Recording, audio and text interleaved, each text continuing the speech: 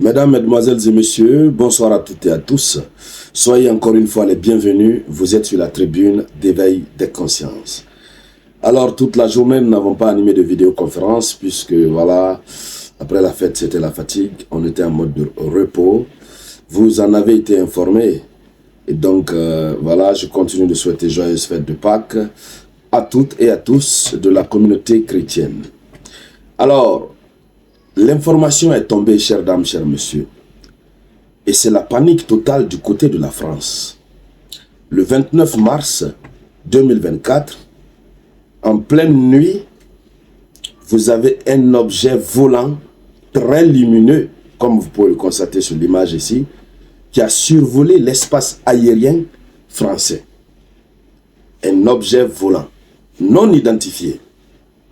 D'ailleurs, ce qu'il faut dire, c'est que des chercheurs, des scientifiques se sont levés pour procéder à des recherches pour savoir de quoi il s'agit exactement. Il faut d'abord mentionner que lorsque l'objet a survolé l'espace aérien français, c'était la panique totale, puisque les Français sont très préoccupés actuellement avec le bras de fer que Emmanuel Macron a engagé avec la Russie de Vladimir Poutine. Donc, pour un tout début, ils se sont dit automatiquement, est-ce que ce n'était pas un missile balistique? Voici la question qu'ils se sont posée. Ainsi donc, des experts ont été mis à la tâche. Donc, le réseau, c'est un réseau d'experts.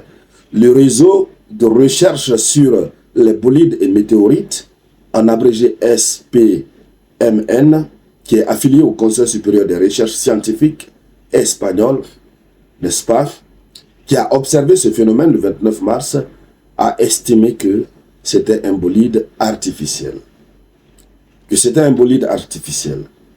Alors, les experts, n'est-ce pas, qui ont, tout d'abord, dans un premier temps, ce sont ces experts-là qui, avant même de dire que c'était un bolide artificiel, ils ont d'abord constaté que c'était un missile balistique. Après les études approfondies, ils sont venus à la conclusion selon laquelle c'était un bolide artificiel, mais qui provient de l'orbite, qui vient du haut de la Terre.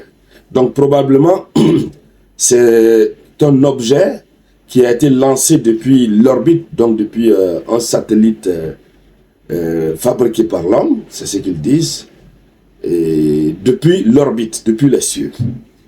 Et donc, ce qui est aussi surprenant, c'est que sa trajectoire était rectiligne.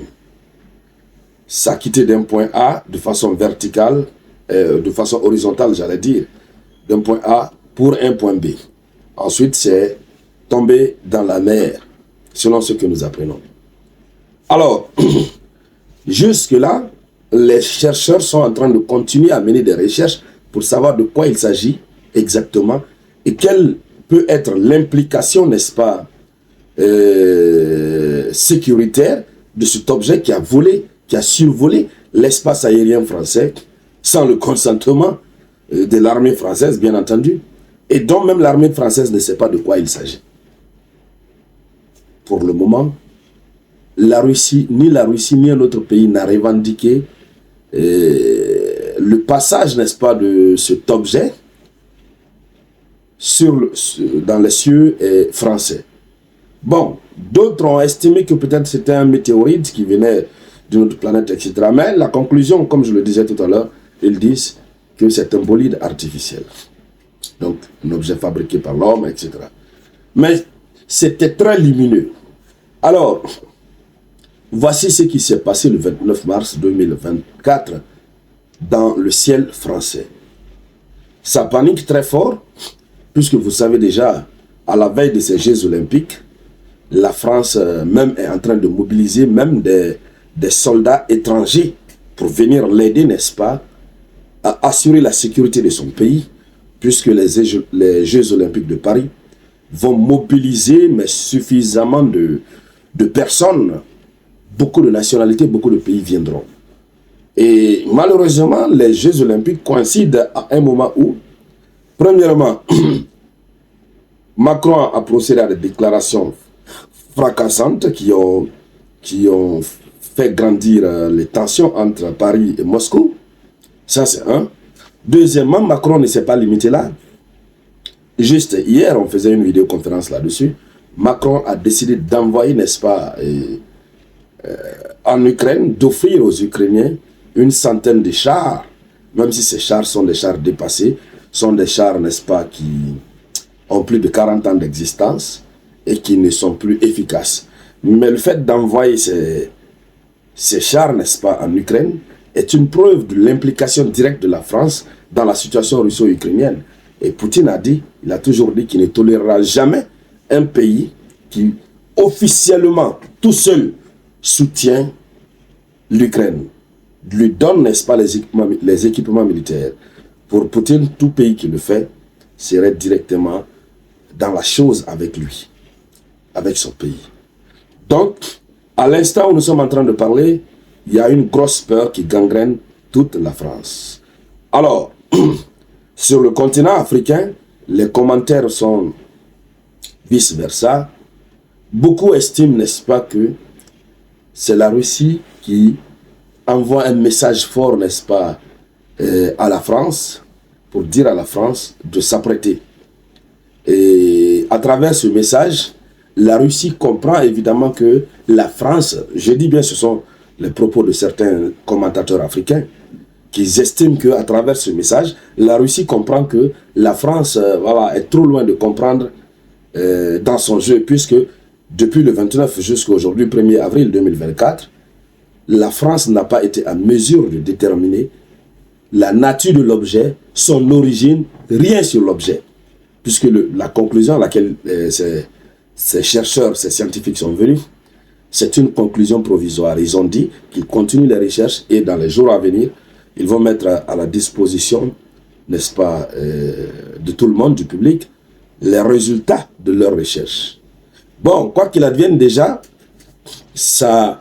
il y a de quoi s'inquiéter, puisque de façon subite comme ça, vous voyez un objet très lumineux qui ressemble évidemment à des missiles survoler l'espace aérien, pendant qu'on sait que la France a provoqué, n'est-ce pas, une puissance qu'on ne provoque pas. Ça donne du fil à retordre, ça envoie des soucis. Alors voici, n'est-ce pas, ce qu'il faut dire. Tout comme fait Emmanuel Macron qu'il s'apprête, on ne réveille pas un lion qui dort. Lorsque vous réveillez le lion qui dort, il faut vous apprêter à sa réaction. Alors, mesdames, mesdemoiselles et messieurs, je suis très heureux de vous retrouver. Nous reprenons les activités. Voilà. Après près d'une journée d'absence, sachez que vous m'avez beaucoup manqué. Alors, pour tous ceux qui ne sont pas encore abonnés à notre chaîne YouTube, allez-y sur YouTube. Mettez dans la barre de recherche le Samouraï TA. Vous allez voir notre chaîne. Je vais laisser le lien en commentaire. Allez-y vous abonner. Pour tous ceux qui nous suivent sur YouTube ici et que vous n'êtes pas encore abonné à notre page Facebook, allez-y sur Facebook, vous tapez le Samouraï. Notre page va apparaître et puis vous vous abonnez à la page. C'est de cela qu'il s'agit. Nous devons avoir plusieurs canaux de communication puisque la mission d'éveil des consciences doit pouvoir poursuivre son petit bonhomme de chemin malgré les tentatives de restriction que ces gens-là ne cessent de mettre sur l'ensemble de nos pages et de nos chaînes. Donc, merci à toutes et à tous. Je vous reviens tout à l'heure avec de nouvelles actualités. C'était la voix de l'unique Samouraï.